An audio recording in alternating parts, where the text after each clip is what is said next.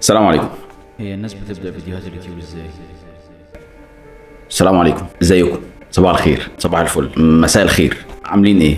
كله تمام؟ انا احمد خالد، احمد بس محسوبكم احمد، اخوكم الصغير احمد، اخوكم الكبير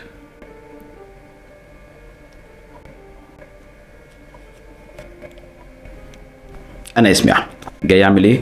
والله مش متاكد قوي، في دماغي مليون فكره وغالبا هعملهم كلهم، او يعني اتمنى اني اعملهم كلهم.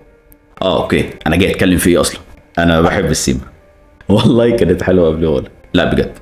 انا بحب السينما وبحب الافلام وبحب اتكلم عنهم طول الوقت، وبحب اللي بيحب يتكلم عنهم. من حوالي سنتين ونص عملت اكونت على تويتر بتكلم فيه عن الافلام، وهناك لقيت ناس كتير قوي بيتكلموا نفس اللغه اللي انا بحب اتكلمها، بيشاركوني نفس الشغف اللي عندي. وواضح كده ان جه الوقت اللي ممكن ان اجي مكان جديد وادور فيه على ناس اكتر شبهي. انا مش ناقد ولا محلل ولا مراجع ولا حتى يوتيوبر لسه يعني، ولا ليا اي صفه غير ان انا جاي ادردش واتناقش واسمع واتسمع. رايي اكيد مش هيكون طول الوقت صح، واكيد مش هتوافقوني دايما، بس ما هي دي حلاوه السينما، حلاوتها في الاختلاف قبل الاتفاق.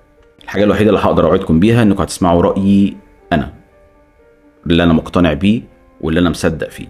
ممكن يكون هبد، ممكن يكون عن جهل او عن عدم معرفه، بس الاكيد انه هيكون رايي انا من غير اي مؤثرات خارجيه. مفيش سبونسرز قبل 100,000 فولورز على الاقل، لسه معانا وقت. هحاول اتكلم عن الافلام الجديده والقديمه، او اي مواضيع عامه تخص السينما، او اي فكره تطق في دماغي او حتى في دماغكم. بس كده، انا خلصت اللي عندي دلوقتي. لحد ما نتقابل تاني، سلام.